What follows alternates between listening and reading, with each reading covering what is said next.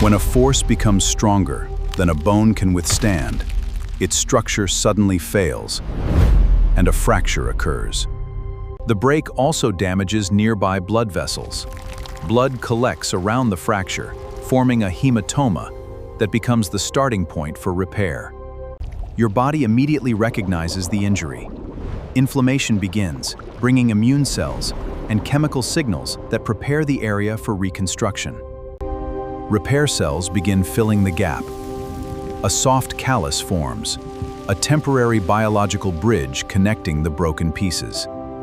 Next, bone-forming cells called osteoblasts build new tissue and begin replacing the soft bridge with a stronger, mineralized structure. The hard callus stabilizes the fracture. The bone is connected again, but it is not yet as strong or organized as normal bone. Now remodeling takes over. Bone-removing and bone-building cells reshape the repair, gradually restoring a stronger, more organized structure.